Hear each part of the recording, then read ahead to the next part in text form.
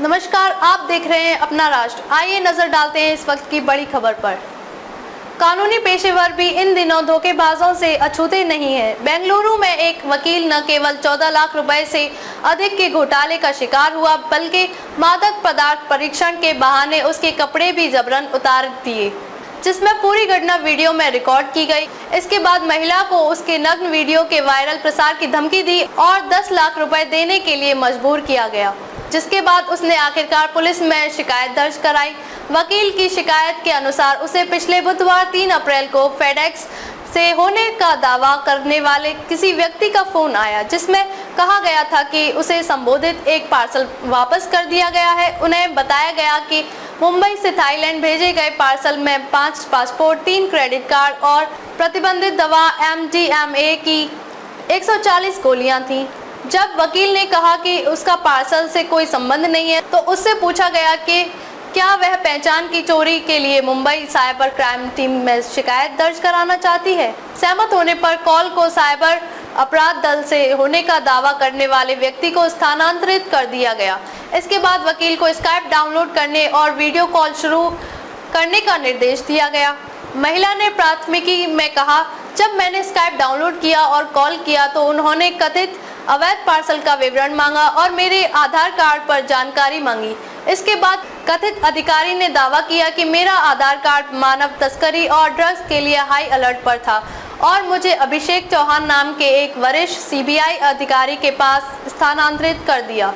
उन्होंने आगे कहा, अधिकारी ने मेरे बैंक खाते, वेतन और निवेश सहित मेरे सभी विवरण पर ध्यान दिया। इसके बाद इन्हें जांच पूरी होने तक किसी भी विवरण का खुलासा नहीं करने के बारे में एक गोपनीयता आदेश पढ़ने के लिए मजबूर किया गया। जब महिला ने पूछा कि क्या वह अपने परिवार या किसी पुलिस अधिकारी से बात कर सकती है, तो उसे हतोत्साहित किया गया और आश्वस्त किया गया कि यह उसकी सुरक्षा के लिए है। इसके अलावा उन्हें भारत के प्रमुख बैंकों से जुड़े धन शोधन और मानव तस्करी के बारे में एक कहानी सुनाई गई थी। FIR में कहा गया था, चूंकि इस हाई प्रोफाइल मामले में पुलिस और राजनेता शामिल थे, इसलिए मुझे उनके साथ सहयोग नहीं करने और किसी से भी बात करने से बचने का निर्देश दिया गया था। मैं पूरे बुधवार को निगरानी में था। मुझे अपना कैमरा चालू रखने के लिए कहा गया और मेरी निगरानी की गई कि क्या मैं कोई कॉल या संदेश कर रहा था। मुझे पूरे दिन धोखा दिया और सोते समय भी अपना कैमरा चालू रखने का निर्देश दिया गया। अगले दिन CBI अधिकारी चौहान ने RBI के दिशा निर्देशों के अनुसार वैधता की जांच के लिए अपने खाते से सारा पैसा एक नकली खाते में स्थानांतरित करने के लिए कहा। उन्हें अपनी बैंक शाखा में जाने का निर्देश दिया गया, जहां उन्होंने अपने खाते से उसी बैंक में दूसरे खाते में 10,79,000 रुपए ट्रांसफर किए। उन्हें कॉल पर रहने और पूरे समय अपने फोन की स्क्रीन साझा करने के लिए कहा गया था। स्थानांतरण के कुछ घंटों बाद उन्हें सूचित किया गया कि अधिकांश लेन देन सत्यापित किए गए थे, लेकिन उनके क्रेडिट कार्ड लेन देन में विसंगतियां थीं।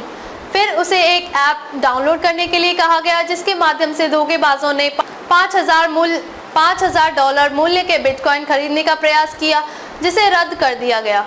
उनकी उपयोग सीमा को बदलने के और प्रयास असफल रहे। अपने कार्ड के दुरुपयोग से बचने के लिए उसे इसकी तस्वीरें भेजने के लिए कहा गया था। फिर गुरुवार सुबह 4 अप्रैल को एक शॉपिंग साइट पर 2,04,000 और 1,73,000 रुपए का लेन देन किया गया। जब उसे अपने बैंक की ग्राहक सेवा से फोन आया तो उसे लेन देन की पुष्टि करने के लिए मजबूर किया गया, अन्यथा मामला बंद नहीं होगा। इन लेनदेनों के बाद वकील को मादक पदार्थ परीक्षण के बहाने उसके कपड़े जबरन उतारने पड़े। उसने कहा, सारा पैसा लेने के बाद अभिषेक चौहान ने मुझे नारकोटिक्स ड्रग्स टेस्ट की तैयारी के लिए कहा। मुझे कपड़े उतारने के लिए मजबूर किया गया और कैमरा चालू हुआ तो मुझे अश्लील वीडियो बनाने के लिए कहा गया।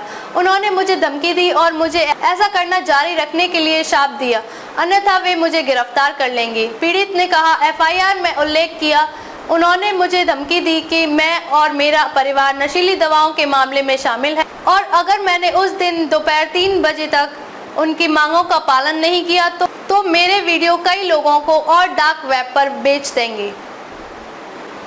अब तक के लिए बस इतना ही। फिर होगी आपसे मुलाकात ऐसी ही एक और बड़ी खबर के साथ। तब तक के लिए नमस्कार और देखते रहिए अपना राष्ट्र।